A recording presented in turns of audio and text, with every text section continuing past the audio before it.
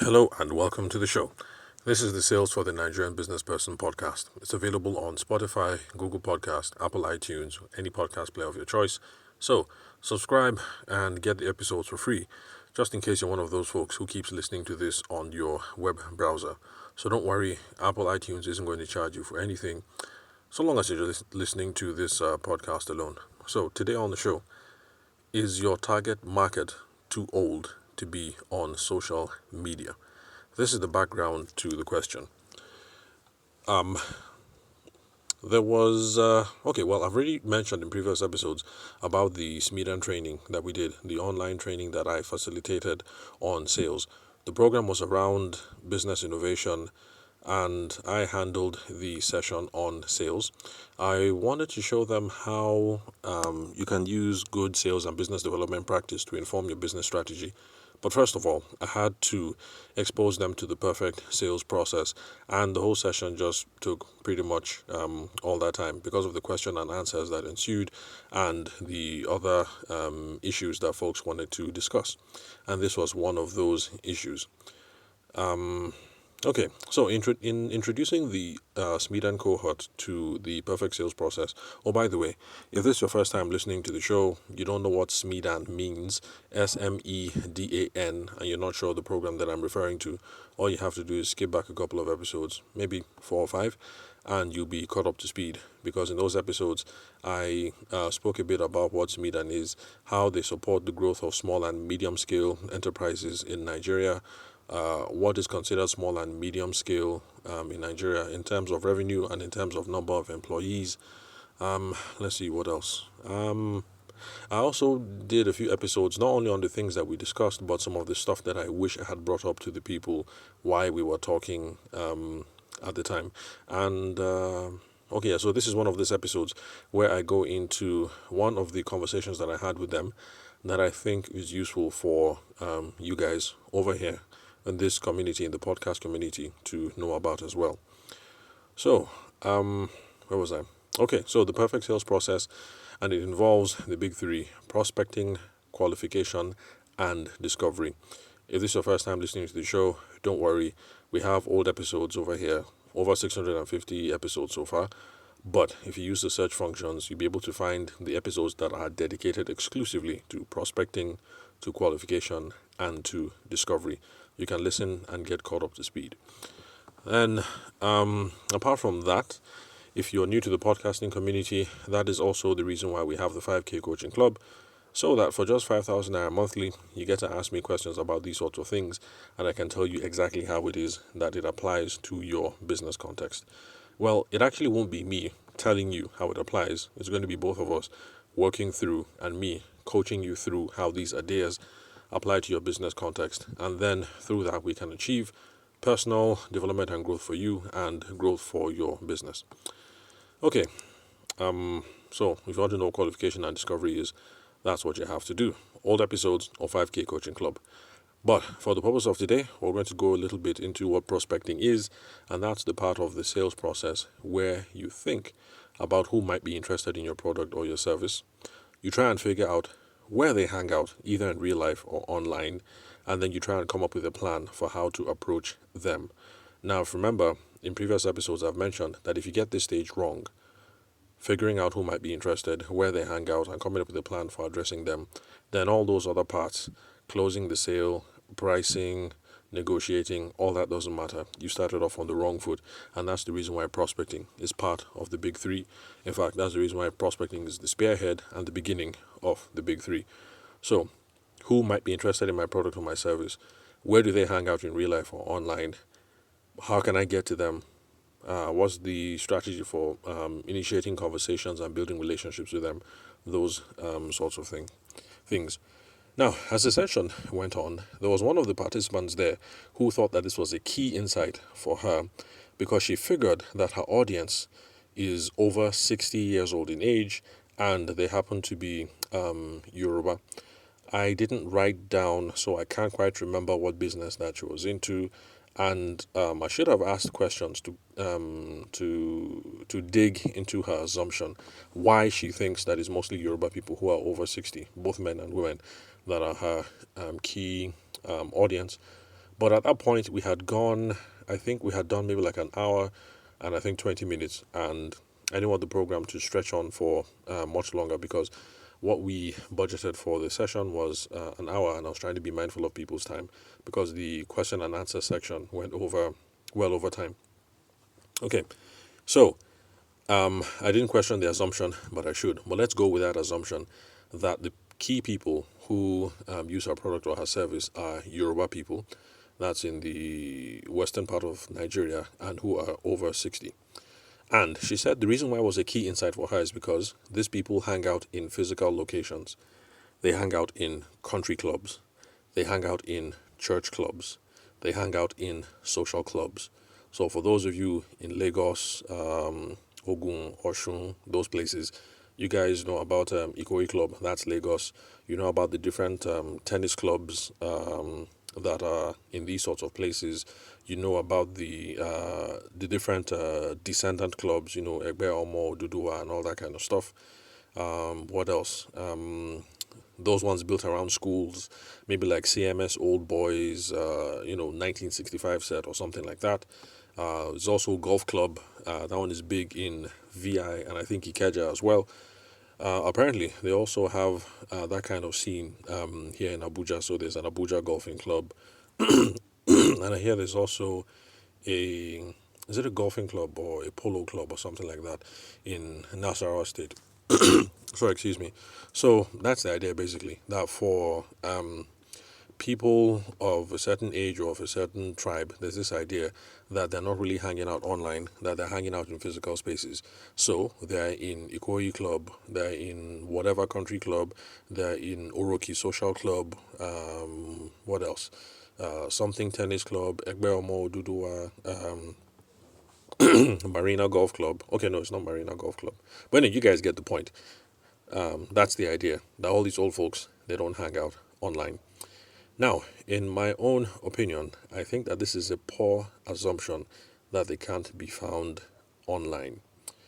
Because you can find Facebook groups and WhatsApp groups where similar people, people of a similar ethnicity or people of a similar age, where they hang out. You can find these things online. So, we should not be paying attention only to demographics when it comes to social media. Now, what are demographics? Demographics are the stuff that a lot of us were taught in Nigerian primary and secondary schools. Demographics, that is age, how old are these people? Location, where do they live? Sex, are they male or female? Employment, what job do they currently do? Or are they retired? And blah, blah, blah. Those sorts of things. I think demographics, back when we were in school, would also include things like what kind of publications do they read? So, do they read the Guardian newspaper, or do they read This Day, or do they read the Daily Tribune? So, all those things would have been considered demographics. Now, a lot of people, when they think of social media, they think purely in demographic terms. So, it is not out of the ordinary to find that the average Nigerian has some assumptions around demographic assumptions. So, sorry, forgive me. Anyway, you get the idea. They have some assumptions around the kind of demographics that make up certain social media. So the average Nigerian assumes that if you're talking teenagers, TikTok, then you're talking teenagers. They assume that if you're talking Instagram, then you have people there who are above teens to maybe about 30. The assumption is that if you're talking Facebook, then it's people my age, 40 and over. And then if you're talking LinkedIn, it's probably people 30 and over, but people who are seeking employment. But this is not always the case, because you can find 18-year-old people on LinkedIn. It was a surprise to me to find one of them. But looking back now, I was wondering, why was I so surprised? An 18-year-old who is sufficiently motivated, career-driven, business-driven, it would only make sense that they think, you know what, I should stop hanging out in all these playgrounds and start looking for where the adults and the big boys and girls hang out and start mingling there. So yes, there are 18-year-old people on LinkedIn.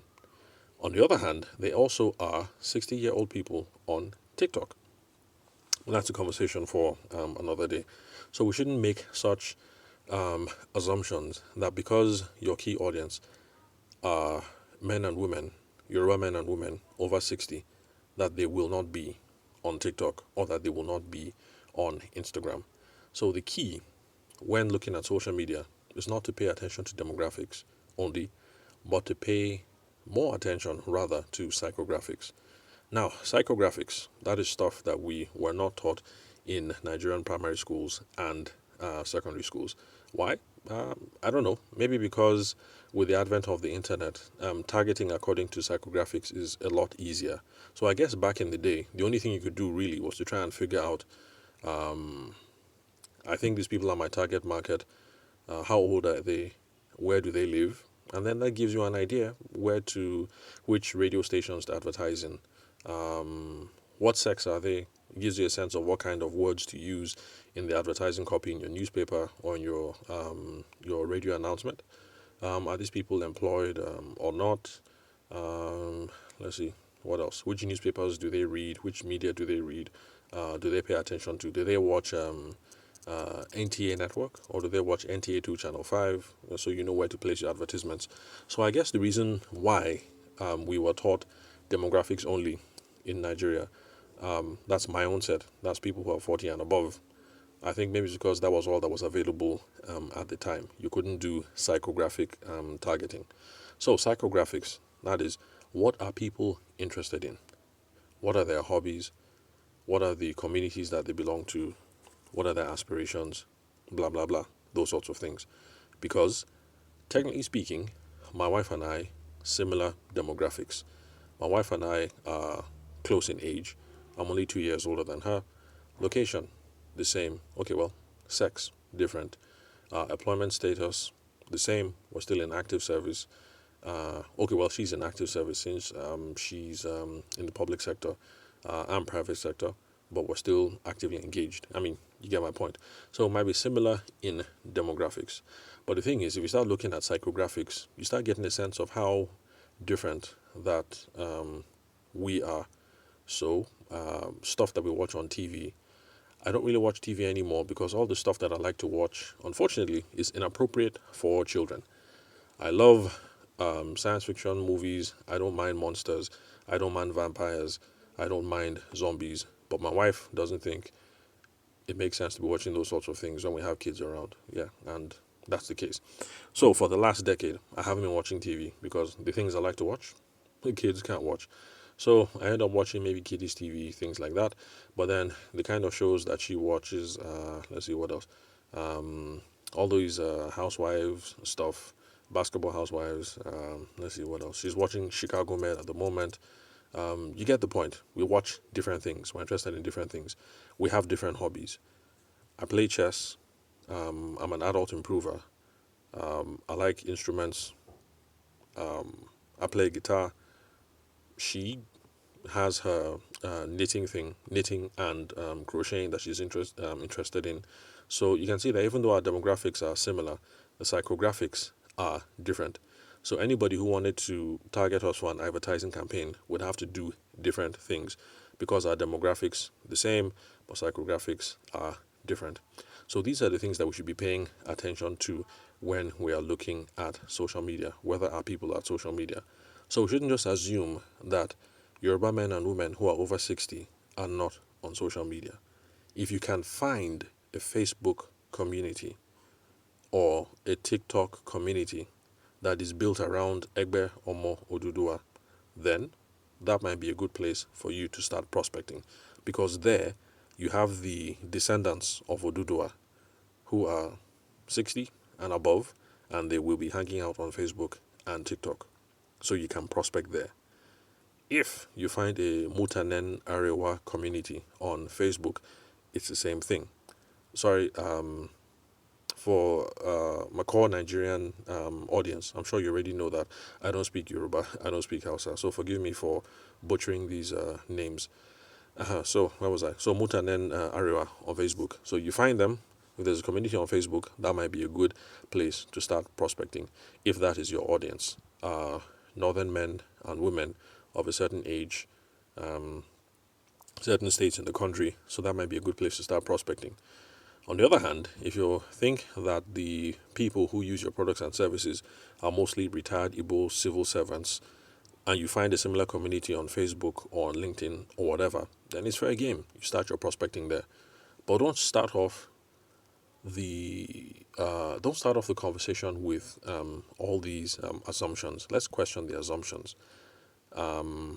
We question the assumptions, and that's the beauty about sales, really, that we have our assumptions, we try to validate them, we take feedback, and we go where the data tells us to go.